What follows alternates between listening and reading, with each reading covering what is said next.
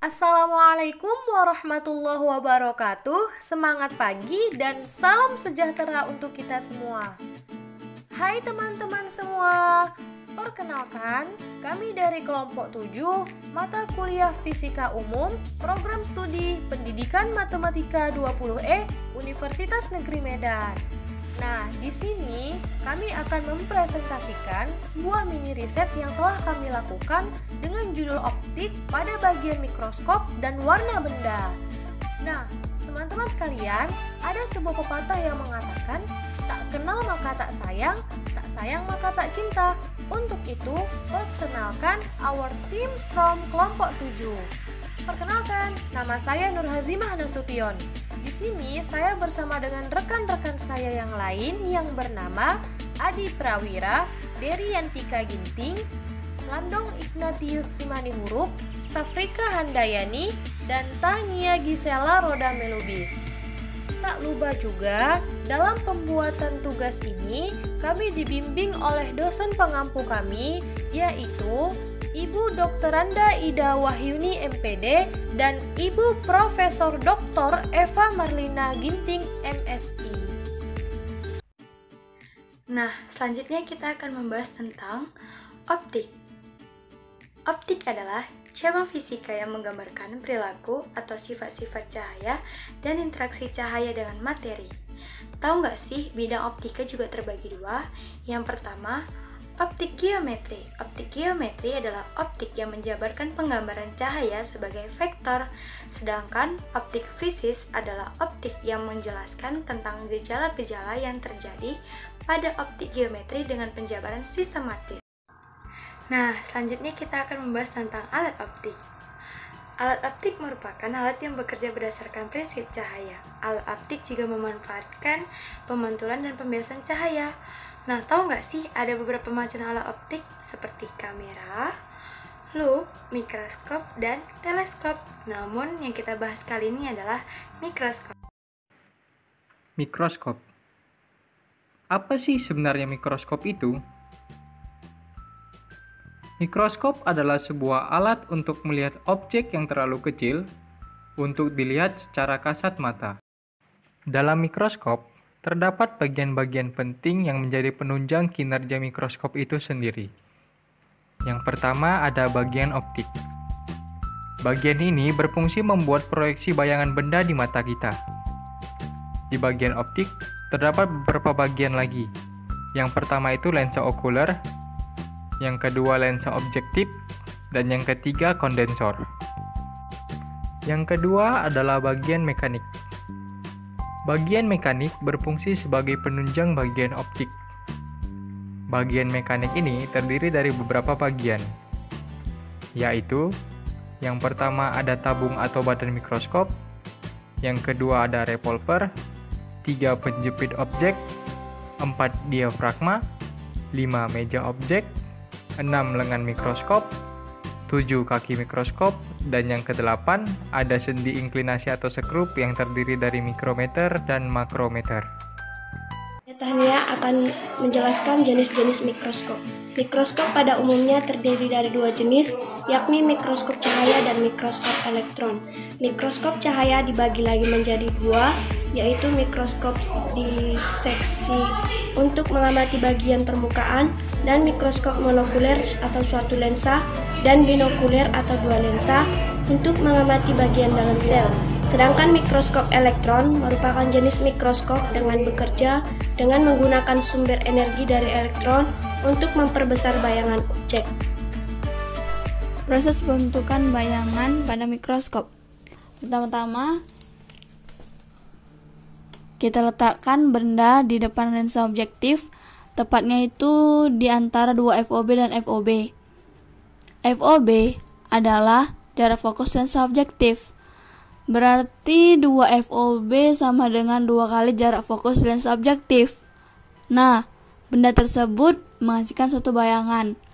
Bayangan itu terletak jauh di belakang lensa objektif dan lebih besar dari 2 FOB ataupun lebih besar dari 2 kali jarak fokus lensa objektif. Bayangan tersebut adalah objek bagi lensa okuler. Bayangan tersebut bersifat nyata dan terbalik. Objek lensa okuler itu akan menghasilkan suatu bayangan. Agar bayangan tersebut bisa dilihat oleh mata kita, bayangan tersebut harus bersifat maya. Nah, bagaimana supaya bayangan tersebut bersifat maya? Bayangan itu harus jatuh ataupun terletak sebelum FOK ataupun jarak fokus lensa okuler. Jika bayangan tersebut jatuh sebelum titik FOK ataupun jarak fokus lensa okuler, maka mata kita dapat menangkap bayangan terhadap benda yang kita amati tersebut. Bayangan tersebut yang dapat kita lihat itu bersifat maya, terbalik, dan diperbesar. Baik teman-teman sekalian, di sini saya akan menjelaskan tentang sifat bayangan mikroskop. Sebelumnya sudah kita ketahui bahwasannya mikroskop memiliki dua lensa, yaitu lensa objektif dan lensa okuler, di mana kedua lensa tersebut, yaitu lensa objektif dan lensa okuler, adalah lensa cembung. Lensa okuler berfungsi sebagai menentukan sifat bayangan akhir. Pada mikroskop cahaya, bayangan akhir tersebut mempunyai sifat yang sama seperti bayangan sementara, yaitu bersifat maya, tegak, diperbesar. Sedangkan lensa objektif menghasilkan suatu bayangan sementara yang sifatnya yaitu nyata, terbalik, diperbesar. Sehingga bayangan yang dibentuk mikroskop adalah maya, terbalik, dan diperbesar terhadap bendanya. Hai teman-teman, untuk perbesaran bayangan pada mikroskop terbagi menjadi dua, yaitu ada pengamatan dengan mata berakomodasi maksimum, kemudian ada juga pengamatan dengan mata tidak berakomodasi maksimum. Nah, pengamatan dengan mata berakomodasi maksimum menyebabkan bayangan yang dibentuk oleh lensa objektif harus terletak di ruang satu lensa okuler, yaitu di antara OOK dan FOK. Bayangan akhir yang dihasilkan oleh dua lensa dalam mikroskop akan bersifat maya, diperbesar, dan terbalik terhadap benda semula. Perhatikan gambar pembentukan bayangan pada mikroskop di atas, yaitu untuk berakomodasi maksimum. Nah, pada gambar tersebut kita dapat melihat bahwa objek diletakkan di depan lensa objektif, di mana jarak antara objek dengan lensa objektif yaitu lebih jauh daripada jarak antara titik fokus lensa objektif dengan lensa objektif, di mana jarak benda terhadap lensa objektif itu yaitu tidak boleh lebih dari 2 kali jarak titik fokus lensa objektif terhadap lensa objektif. Nah, seperti ini misalkan ya. Kita misalkan jarak titik fokus lensa objektif terhadap lensa objektif itu yaitu 2 cm. Berarti benda harus kita letakkan di antara 4 cm dengan 2 cm. Di antara 4 cm dengan 2 cm benda harus diletakkan seperti itu. Kemudian oleh lensa objektif akan terbentuk bayangan yang terletak di antara titik fokus lensa okuler dengan lensa okuler, yang mana bisa kita nyatakan dengan S aksen OB, yaitu jarak bayangan yang dihasilkan oleh lensa objektif tersebut dengan lensa objektif. Nah, bayangan yang dihasilkan oleh lensa objektif tadi, jaraknya dengan lensa okuler akan kita nyatakan dengan SOK. Kemudian oleh lensa okuler akan terbentuk bayangan akhir yang bersifat maya, diperbesar, yang terletak di titik dekat mata normal, atau bisa kita biasanya sebut dengan SN. Dan ini juga bisa kita sebut dengan S aksen OK, sehingga dapat dinyatakan S aksen OK sama dengan negatif SN. Nah, kenapa negatif? Karena sifat bayangan yaitu maya. pada pengamatan dengan mata berakomodasi maksimum ini terdapat beberapa rumus ataupun terdapat beberapa yang dapat kita cari, seperti perbesaran oleh lensa objektif. Nah, perbesaran oleh lensa objektif itu bisa kita cari dengan MOB sama dengan H aksen OB dibagi HOB, di mana MOB yaitu perbesaran lensa objektif, H aksen OB yaitu tinggi bayangan, kemudian HOB yaitu tinggi benda. Kemudian kita juga bisa mencari jarak benda dan jarak bayangan pada lensa objektif, yaitu dengan rumus seperti berikut. 1 per FOB sama dengan 1 per SOB ditambah 1 per S aksen OB, di mana FOB itu jarak fokus lensa objektif, kemudian SOB itu jarak benda dari lensa objektif, kemudian S aksen OB yaitu jarak bayangan dari lensa objektif. Kemudian kita juga bisa mencari perbesaran lensa okuler mikroskop untuk mata berakomodasi maksimum, yang mana dirumuskan yaitu MOK sama dengan SN dibagi FOK ditambah 1, yang mana MOK itu perbesaran lensa okuler, SN itu jarak titik dekat mata normal, kemudian FOK itu jarak fokus lensa okuler. Kemudian kita juga bisa mencari rumus perbesaran total mata berakomodasi maksimum, yang mana rumusnya yaitu M total sama dengan MOB dikali MOK, di mana MOB yaitu perbesaran lensa objektif dan MOK itu perbesaran lensa okuler. Adapun jarak bayangan yang dapat kita cari yaitu dengan rumus seperti berikut. 1 per FOK sama dengan 1 per SOK ditambah 1 per S aksen OK, di mana FOK yaitu jarak fokus lensa okuler, kemudian SOK yaitu jarak benda bagi lensa okuler, kemudian S aksen OK yaitu jarak bayangan bagi lensa okuler. Kemudian kita juga dapat mencari panjang mikroskop yang biasanya dilambangkan dengan L besar, yaitu dapat dicari dengan menggunakan persamaan L sama dengan S aksen OB ditambah SOK, di mana L itu panjang mikroskop seperti yang saya sebutkan tadi, kemudian S aksen OB yaitu jarak bayangan pada lensa objektif, kemudian SOK itu jarak benda bagi lensa okuler. Hai teman-teman, nah kita tadi kan sudah mendengar dan melihat tentang materi pengamatan dengan mata berakomodasi maksimum. Nah sekarang kita masuk ke contoh soal ya, dimana soalnya sebuah mikroskop memiliki lensa objektif dengan jarak 2 cm dan lensa okuler dengan jarak fokus 6 cm. Jika jarak antar lensanya 26 cm, hitunglah perbesaran total mikroskop pada saat mata berakomodasi maksimum. Nah, penyelesaiannya mudah saja teman-teman.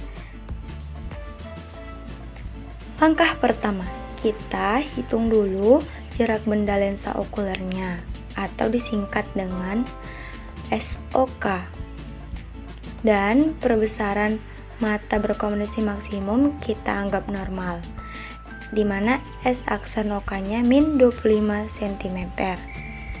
Dengan menggunakan rumus pada lensa cembung, maka ingat dong rumusnya di materi sebelumnya, di mana 1 per FOK sama dengan 1 per SOK ditambah 1 per S aksen OK. Sudah tahu dong FOK itu apa, SOK itu apa, dan S aksen OK itu apa. Nah, sekarang 1 per SOK sama dengan 1 per FOK dikurang 1 per X aksen OK. Sudah tahu dong kenapa bisa seperti itu? Nah, selanjutnya 1 per SOK sama dengan S aksen OK dikurang FOK per FOK dikali S aksen OK. Sehingga SOK-nya sama dengan FOK dikali S aksen OK per S aksen OK dikurang FOK. Sehingga kita masukkan nilainya semua.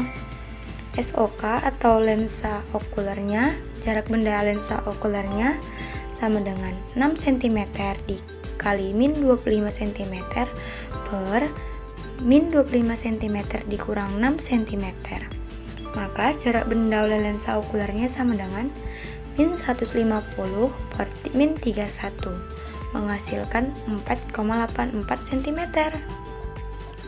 Langkah kedua, kita tentukan jarak bayangan oleh lensa objektifnya. Berdasarkan rumus panjang mikroskop, maka kita peroleh besar jarak lensa objektifnya sebagai berikut, di mana L sama dengan S aksen OB atau jarak bayangan lensa objektif ditambah SOK atau jarak lensa okuler. Nah, L-nya kan 26 tuh, sudah dikatakan di soal. L itu jarak antar lensa ya teman-teman, jangan sampai lupa. Nah, maka 26 cm sama dengan X aksen OB ditambah 4,84 cm seperti yang telah kita dapat tadi. Sehingga S aksen OB sama dengan 26 dikurang 4,84 cm menghasilkan 21,16 cm. Langkah ketiga, kita tentukan jarak benda oleh lensa objektif dengan menggunakan rumus lensa tipis. Maka kita peroleh 1 per FOB sama dengan 1 per SOB ditambah 1 per S aksen OB. Sehingga 1 per SOB sama dengan 1 per FOB dikurang 1 per S aksen OB. 1 per SOB sama dengan 1 per SOB sama dengan S aksen OB dikurang FOB per FOB dikali S aksen OB. Sehingga SOB-nya sama dengan FOB dikali S aksen OB per S aksen OB dikurang FOB. Nah, kita masukkan saja deh nilainya. SOB sama dengan 2 dikali 21,16 per 21,16 dikurang 2, sehingga SOB sama dengan 42,32 per 19,16 menghasilkan 2,2 cm. Nah, jarak benda oleh lensa objektifnya sama dengan 2,2 cm ya. Nah, sebelum kita mencari total perbesarannya, kita harus mencari dulu perbesaran lensa objektif itu berapa, perbesaran lensa okuler itu berapa. Nah, dari hasil perhitungan di atas tadi semua, kita dapat MOB-nya sama dengan S aksen OB per SOB. Nah, kita masukkan nilainya 21,16 per 2,2 sama dengan 9,6 kali untuk MOB. Nah, sekarang masuk ke perbesaran lensa okuler atau MOK. MOK sama dengan SN per FOK ditambah 1. Kita masukkan nilainya. 25 per 6 ditambah 1 menghasilkan 5,17 kali. Itulah MOK-nya. Nah, sudah dapat kan keduanya? Maka perbesaran total mikroskop untuk mata berakomodasi maksimum adalah M sama dengan MOB dikali MOK. Maka M sama dengan 9,6 dikali 5,17 menghasilkan 49,6 kali. Nah, sudah kita dapatkan teman-teman. Tidak begitu sulit jika kita memperhatikan langkah-langkahnya. Demikian dari saya lanjutkan kepada teman saya. Nah, selanjutnya saya akan menjelaskan tentang pengamatan dengan mata yang tak berakomodasi. Pertama-tama, benda yang akan kita amati diletakkan di depan lensa objektif. Jarak antara benda dengan lensa objektif tersebut disebut dengan SOB.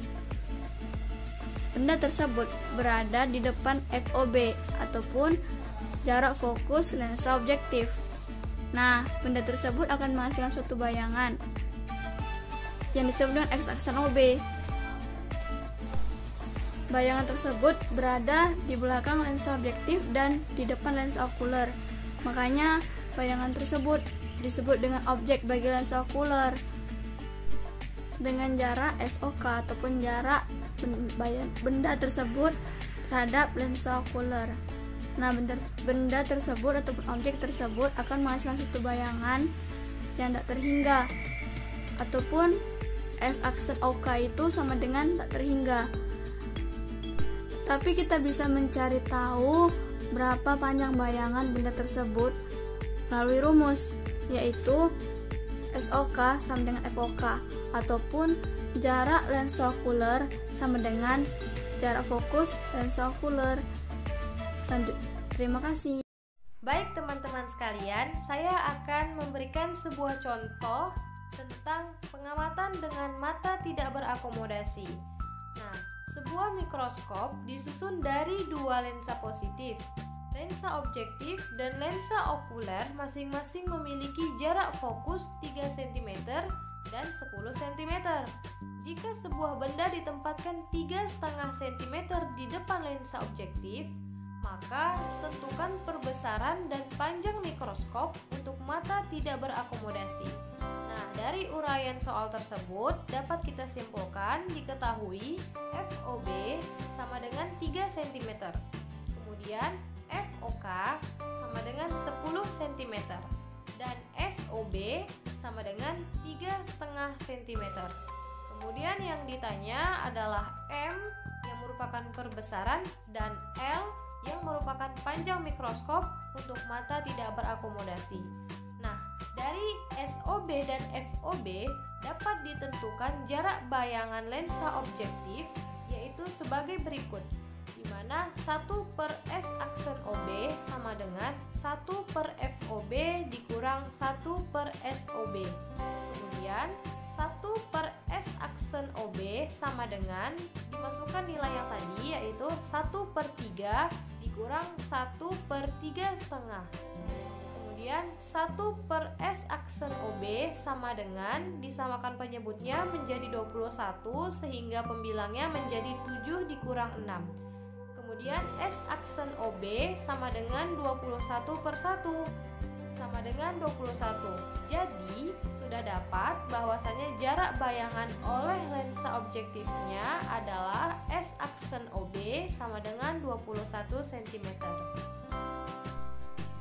Kemudian, pada saat mata tidak berakomodasi, maka perbesaran total mikroskop dapat dicari dengan menggunakan rumus sebagai berikut. Yang rumusnya ialah M sama dengan S aksen OB per SOB dikali dengan SN per FOK. Kemudian M sama dengan 21/3,5 dikali dengan 25/10. Setelah dikalikan menghasilkan M sama dengan 525/35, sehingga hasil akhirnya ialah M sama dengan 15. Nah, dengan begitu sudah kita ketahui bahwasannya perbesarannya adalah 15 kali. Kemudian, panjang mikroskop pada mata tidak berakomodasi dapat dihitung dengan menggunakan persamaan 5, yaitu dengan rumus L sama dengan S aksen OB ditambah FOK. Kemudian, L sama dengan 21 ditambah 10 sama dengan 31 cm. Nah, dengan demikian dapat kita peroleh perbesaran total mikroskop dan panjang mikroskop untuk pengamatan dengan mata tak berakomodasi, yaitu perbesarannya ialah 15 kali, kemudian panjang mikroskopnya adalah 31 cm. Warna benda. Apa sih warna benda itu? Warna adalah spektrum tertentu yang terdapat di dalam suatu cahaya sempurna atau berwarna putih. Identitas suatu warna ditentukan oleh panjang gelombang cahaya tersebut. Sebagai contoh, warna biru memiliki panjang gelombang 460 nanometer. Panjang gelombang warna yang masih bisa ditangkap manusia berkisar antara 380 sampai 780 nanometer. Dalam peralatan optis, warna bisa pula berarti interpretasi otak terhadap campuran 3 warna primer cahaya, yaitu merah, hijau, dan biru yang digabungkan dalam komposisi tertentu. Misalnya, pencampuran 100% merah, 0% hijau, dan 100% biru akan menghasilkan interpretasi warna magenta. Hai teman-teman, teman-teman tahu tidak? Benda-benda di sekitar kita dapat terlihat karena adanya cahaya yang dipantulkan oleh benda itu. Warna cahaya pantul tergantung pada warna cahaya datang dan tergantung pula terhadap warna yang berubah pada proses pemantulan. karena biasanya benda-benda tidak memantulkan secara uniform seluruh spektrum. Nah, pemantulan ini disebut pemantulan selektif. Sinar putih. Sinar putih memiliki spektrum yang terdiri atas 7 warna, yaitu merah, jingga, kuning, hijau, biru, nila, dan ungu. Jika sinar putih datang pada suatu benda, maka akan terjadi, yaitu suatu benda tampak berwarna hitam jika dikenai sinar putih karena semua spektrum warna sinar putih diserap. Jadi tidak ada komponen warna yang dipantulkan ke mata. 2. Buku ungu tampak berwarna ungu ketika disinari sinar putih karena semua spektrum warna kecuali sinar ungu diserap oleh buku. Jadi hanya sinar ungu yang dipantulkan ke mata kita. 3. Bunga mawar tampak berwarna merah ketika dikenai sinar putih karena spektrum warna kecuali sinar merah diserap oleh bunga. Jadi hanya sinar merah yang dipantulkan ke mata kita. Suatu benda tampak berwarna putih ketika dikenai sinar putih karena semua spektrum dipantulkan oleh benda ke mata kita. Sekian.